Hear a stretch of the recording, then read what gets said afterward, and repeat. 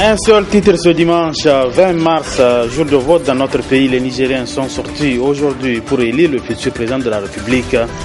Deux candidats sont en lice, le président sortant Issou Mahamadou et Mahamadou, candidat de la COPA, actuellement admis à l'hôpital américain de Neuilly de Paris pour des raisons de santé.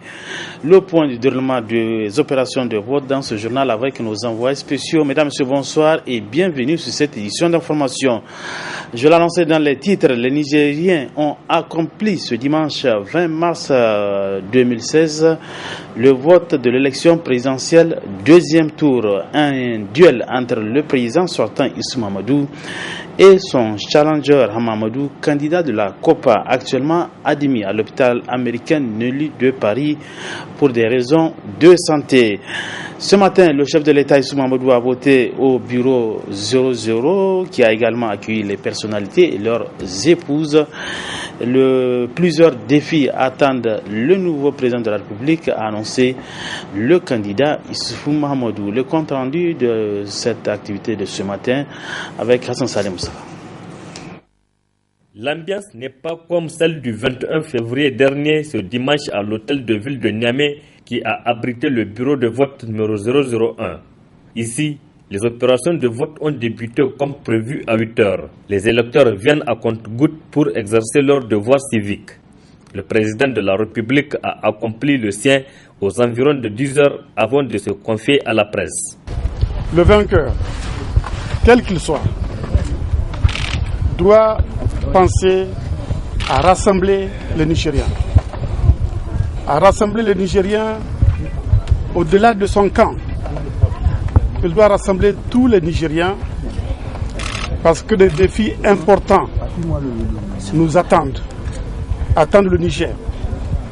C'est des défis sur lesquels j'ai eu à travailler pendant 5 ans, en particulier je pense aux défis sécuritaires.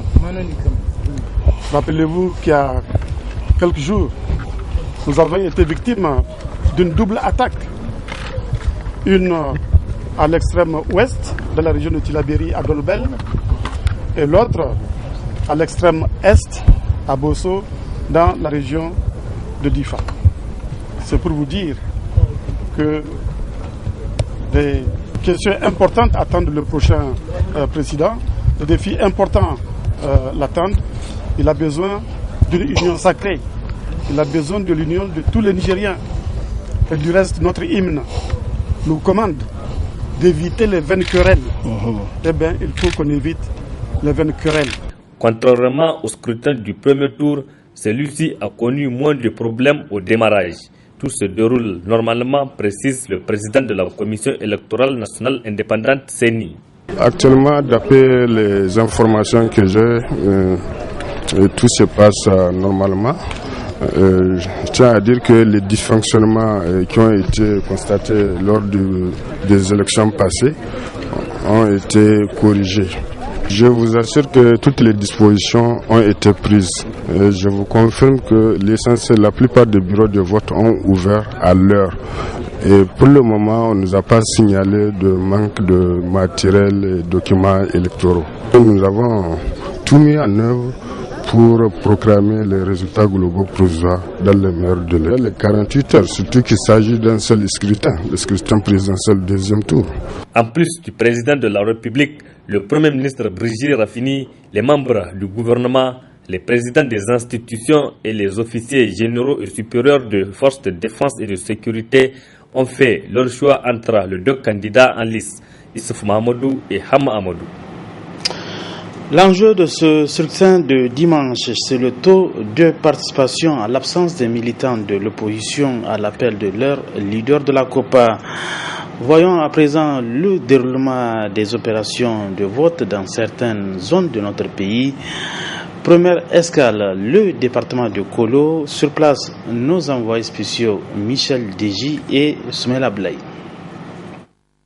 À Kolo, le scrutin n'a pas connu une forte mobilisation comparativement à celui du 21 février dernier. Pas de grande file d'attente au niveau des bureaux de vote, mais tout se déroule normalement. Les gens viennent en contre-gouttes, mais maintenant il est 10 heures. On ne sait pas si c'est le travail, comment dirais-je, familial, c'est-à-dire pour préparer pour les enfants, comme aujourd'hui c'est le dimanche. Peut-être après ils vont venir pour voter. Est-ce qu'il y a les représentants de l'opposition? Comme vous avez constaté, il n'y a que le représentant du PNDS Taraya, on n'a pas de l'autre côté le représentant du Modern Falluman Africa. Il n'y a que le représentant du PNDS Taraya seulement. Il y en a 2 délégués. Leurs mandats sont là avec moi. En ce qui concerne la participation à ce scrutin, certains électeurs expliquent leur refus de voter par leur appartenance à la COPA 2016. Nous sommes en train de respecter le mot d'ordre du COPA, comme ils nous ont demandé de boycotter les élections. Nous sommes le jour du marché, tout le monde va à ses occupations, ceux qui vendent, ceux qui... Tout le monde, c'est comme d'habitude quoi, c'est comme si rien n'était.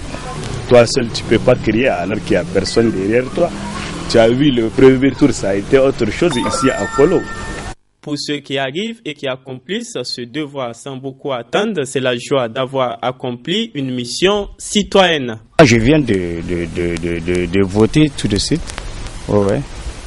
Je souhaite que les gens viennent massivement pour voter. Voilà, je sens très bien. Je me sens soulagée parce que j'ai au moins fait mon droit de citoyen. On ne peut pas dire que c'est à boycotter parce que ça ne peut pas se comparer avec les votes passés.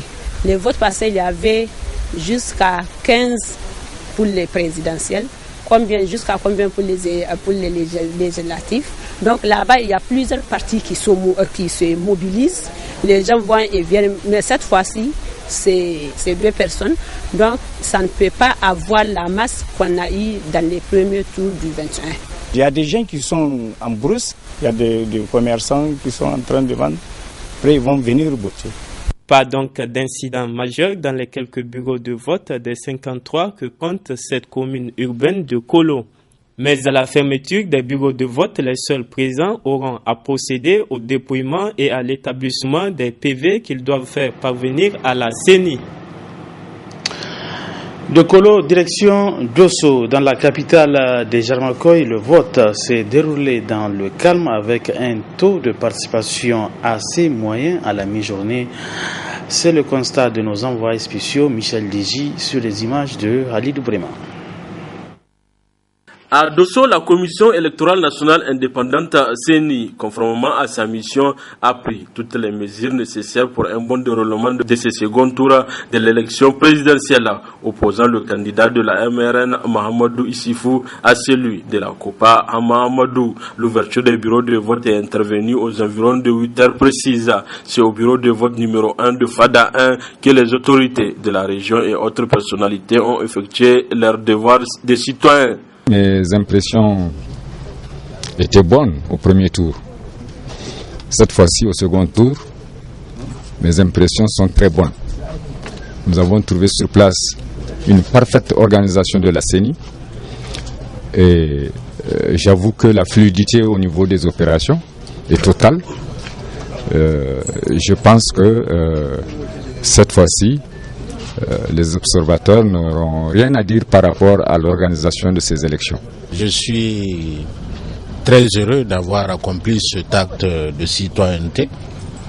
Les élections deuxième tour des présidentielles, j'ai voulu le faire ici à Dosso, cette fois-ci.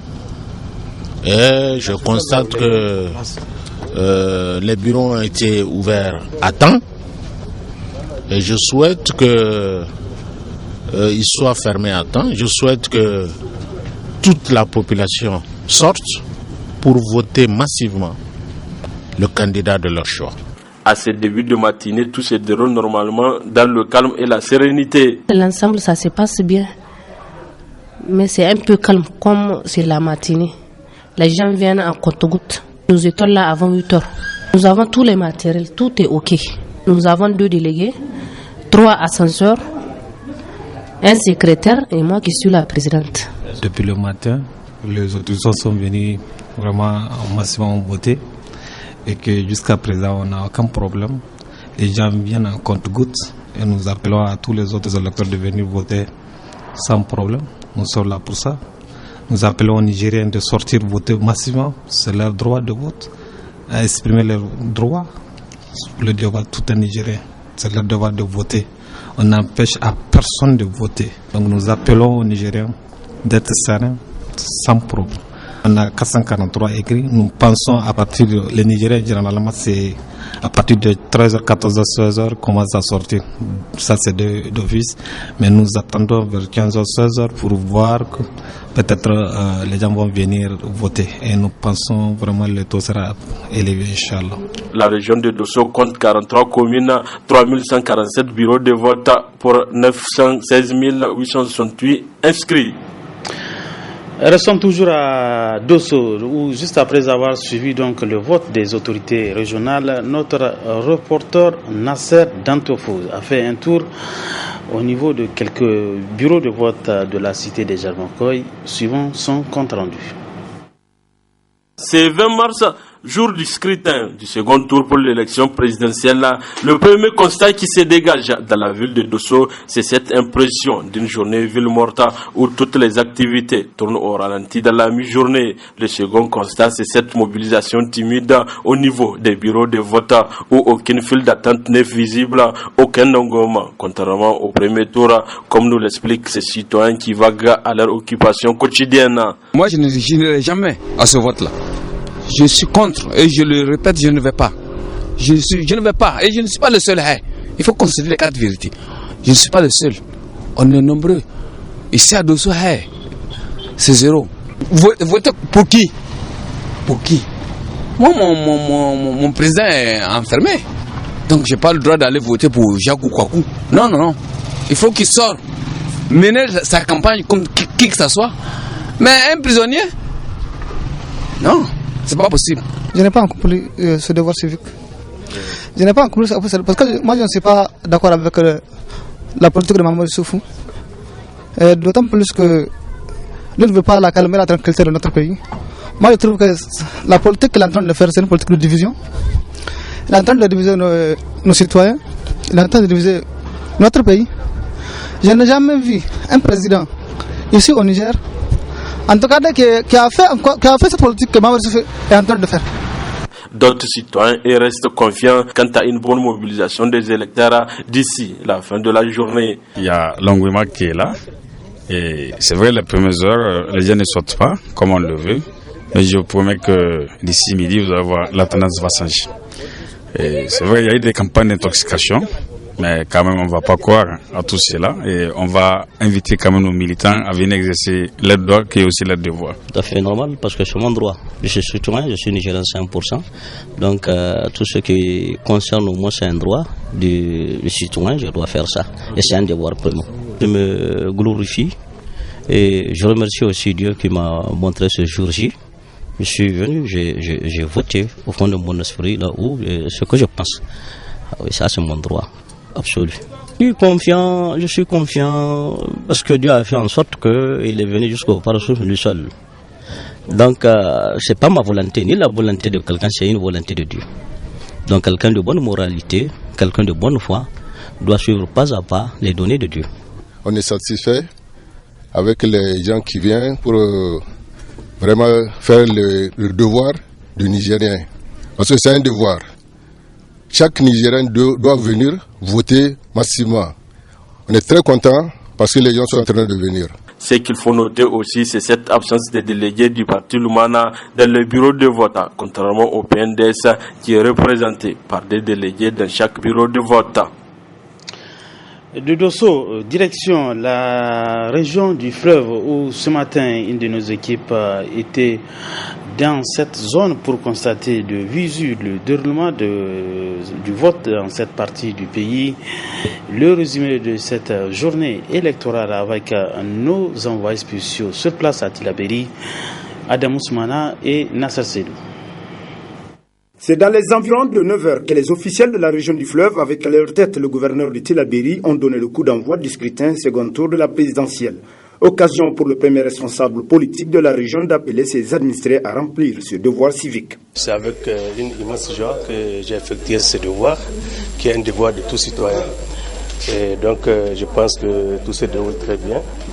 ici à Tilaberi. Donc depuis la préparation jusqu'à aujourd'hui, tout s'est déroulé dans le calme, la sérénité et dans l'esprit des textes.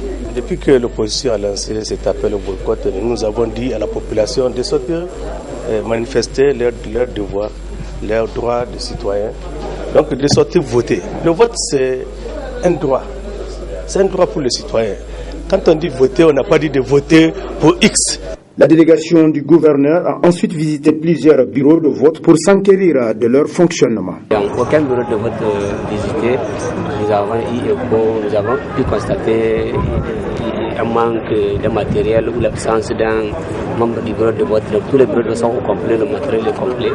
Et tout le matin, même avant que nous sortions pour ces visites, j'ai fait le tour de tous les présidents départementaux. Dans aucun département, en tout cas dans aucune commune de la région de Tilaberi, on m'a signalé un problème logistique ou un manque de matériel. Donc je considère que nous sommes très bien organisés.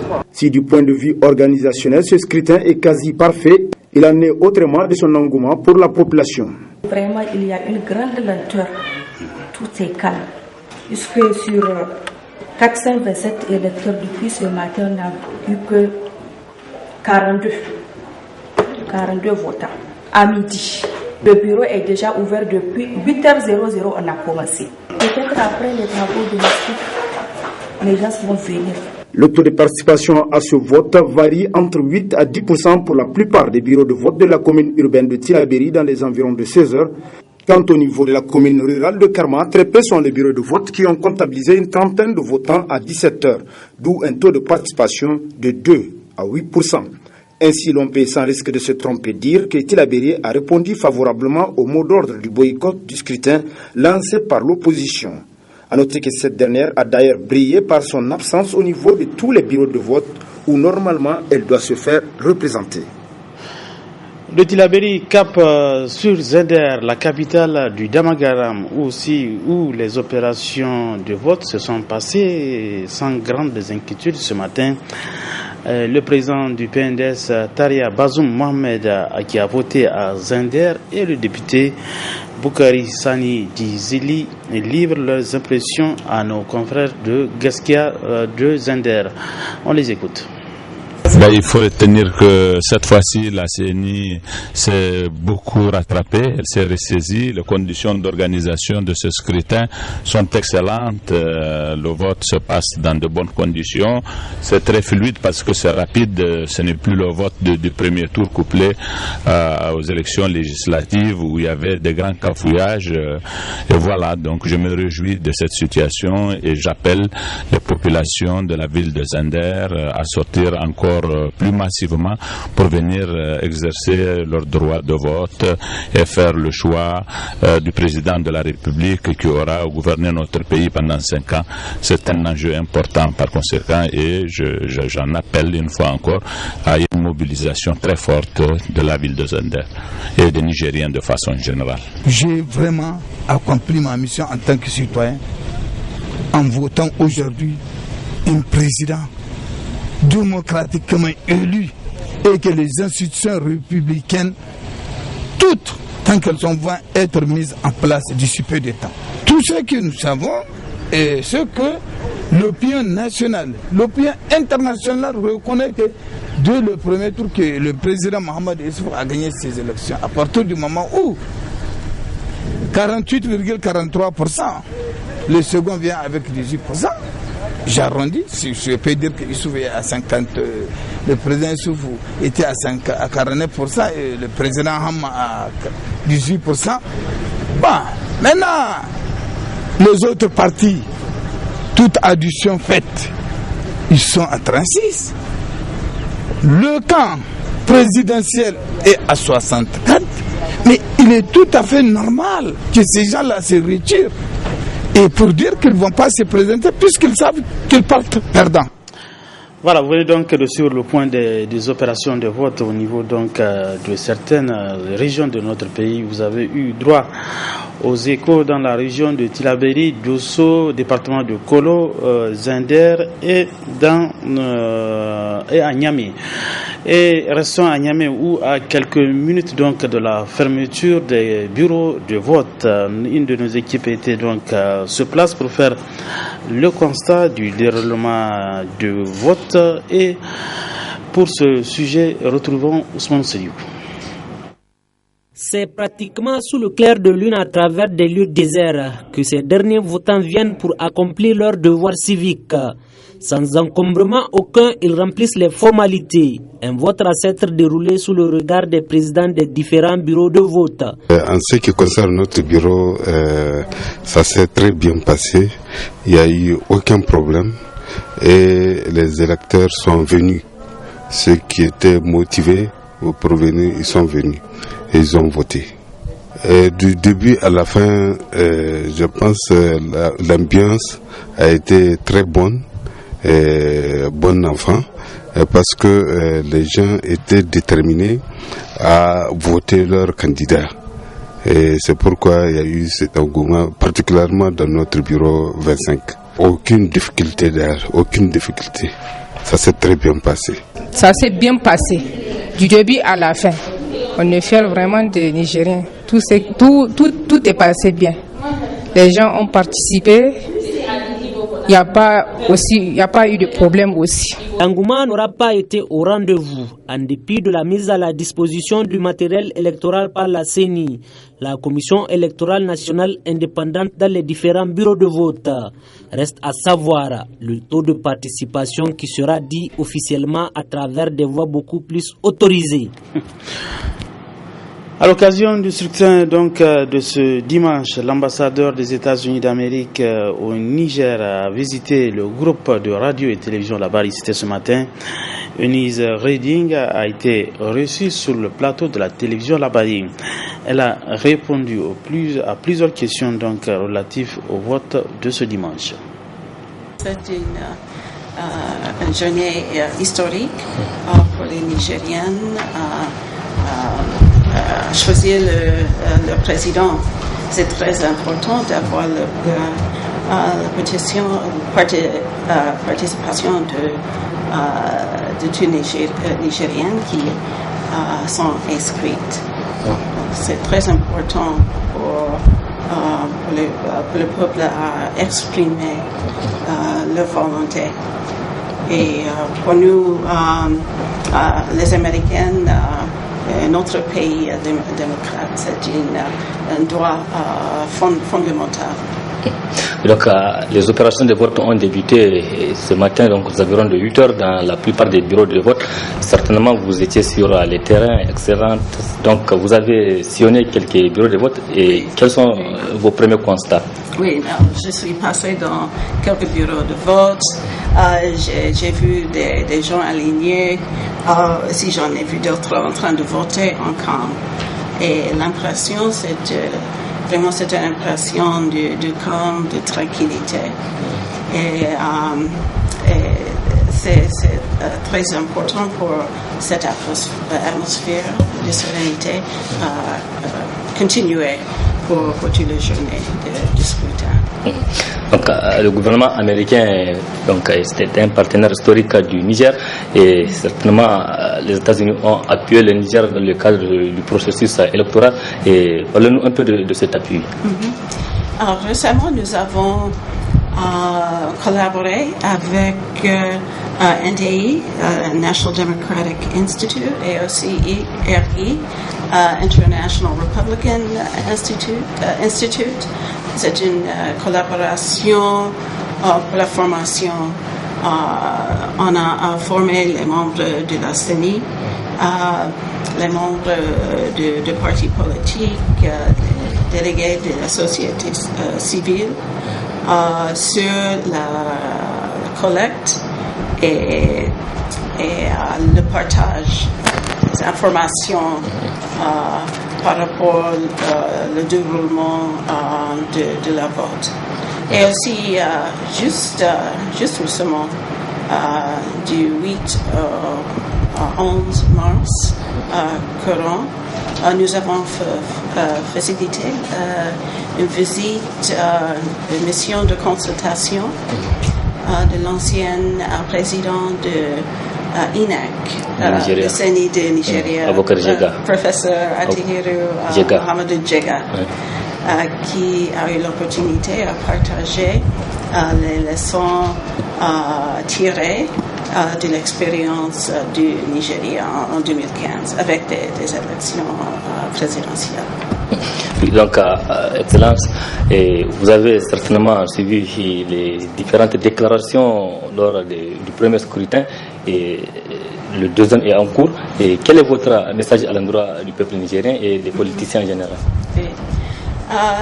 C'est un message très clair. Pour nous, c'est très important d'avoir la participation de tous les citoyens. Le droit de voter, c'est fondamental pour les pays démocratiques. Mais aussi, ça c'est un message pour les candidats et leurs supporters. C'est nécessaire à accepter les résultats du scrutin. Ici, c'est très important d'avoir la confiance dans le CENI. Et en cas de recours, il faut respecter les voies constitutionnelles suivant les principes de la démocratie.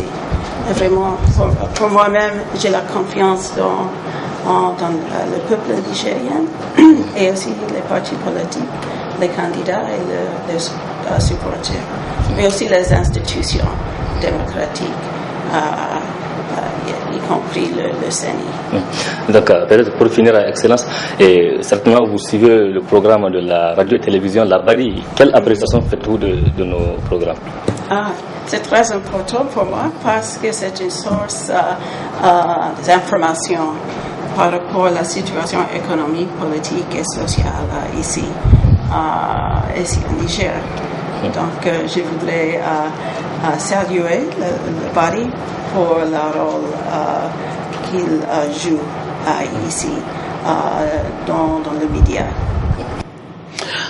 En rapport toujours avec la tenue de l'élection présidentielle deuxième tour de ce dimanche, je vous donne la teneur de ce communiqué de presse de la coalition pour l'alternance de 2016 COPA. Le communiqué est ainsi libellé. En appréciant les résultats du premier tour des élections présidentielles couplées aux législatives et suite aux différents arrêts de validation émis par la Cour constitutionnelle, la COPA 2016 avait demandé à tous ses démembrements électoraux de se retirer du processus électoral et à tous ses militantes et militants de boycotter le scrutin du dimanche 20 mars 2016. Aujourd'hui, l'opinion nationale et internationale représentée par de nombreuses missions d'observateurs Union africaine, OIF-CEDEAO et les organisations non gouvernementales nationales et étrangères ont été témoins de ce que le peuple nigérien a rejeté selon la COPA de ce simulacre de scrutin. La COPA 2016 se réjouit que les faits lui aient donné raison. Le peuple nigérien, profondément attaché aux vertus de la démocratie et aux valeurs de la République, a refusé d'accepter que son suffrage soit corrompu. Désormais, les choses sont claires selon la COPA. La légitimité populaire appartient au peuple qui s'est clairement exprimé en répondant positivement à l'appel de la COPA, celui de ne pas prendre part au scrutin de ce dimanche 20 mars 2016. Il revient donc au président de la République, Issoufou Mahamadou, de tirer toutes les conséquences qui découlent de l'expression de la volonté du peuple souverain. La COPA 2016, pour sa part, s'associe à toute action tendant à créer les conditions d'un retour rapide à la sérénité, à la légitimité et à la légalité républicaine.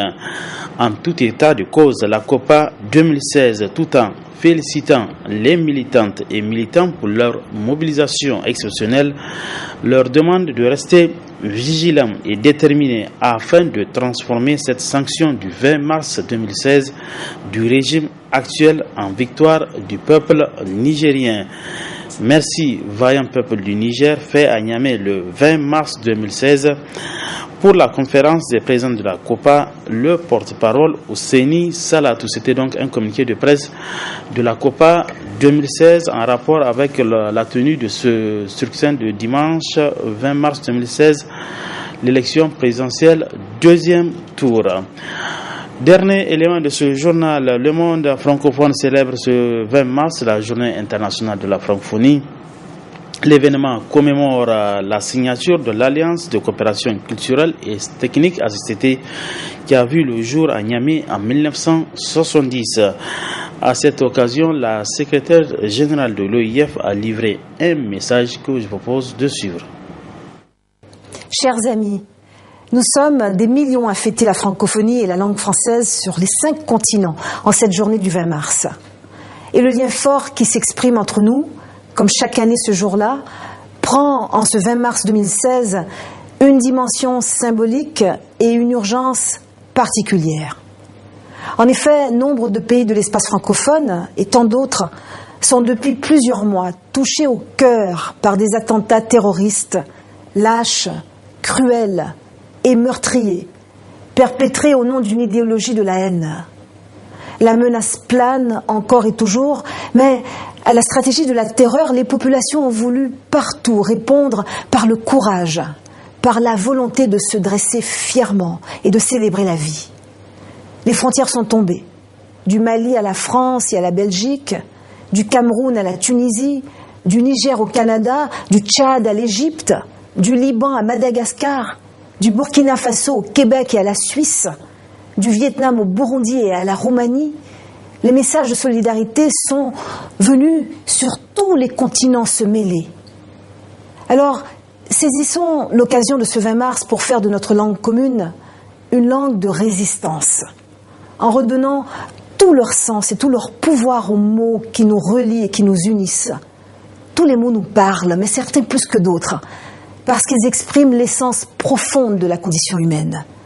Liberté, égalité, solidarité, fraternité, diversité, universalité. Ces mots, écoutons-les résonner avec force. Ils disent, siècle après siècle, le triomphe de la lumière sur l'ombre, de l'esprit des lumières, de toutes nos lumières, sur l'obscurantisme et la barbarie. Ils disent notre égalité en dignité et en droit, des droits universels, inaliénables, indivisibles. Ils disent la conscience et l'acceptation de notre humanité commune et de notre destinée commune. Liberté, égalité, solidarité, fraternité, diversité, universalité. Ces mots, écrivons-les, dessinons-les, traçons-les dans des écritures et des caractères qui font pâlir le fanatisme et qui effacent la haine. Ces mots, revendiquons-les avec fierté, chantons-les sur tous les tons, scandons-les sans relâche. Ils disent notre volonté de faire reculer, de vaincre l'intolérable et l'inacceptable. Ils disent notre volonté de vivre libre, ensemble, pacifiquement, d'agir ensemble, solidairement, de penser l'avenir ensemble, fraternellement.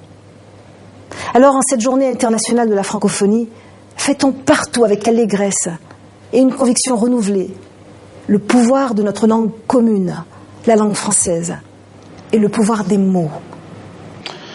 Michael Jean, elle est la secrétaire générale de l'Organisation internationale de la francophonie, l'OIF. C'était donc elle qui a livré aujourd'hui un message à l'occasion donc de la célébration de la journée internationale de la francophonie célébrée ce dimanche 20 mars 2016. Ainsi prend fin donc cette édition d'information. Merci à vous de l'avoir suivi. Restez toujours en compagnie des programmes de la télévision Labari. Mesdames, Messieurs, bonsoir et bon début de semaine à tous.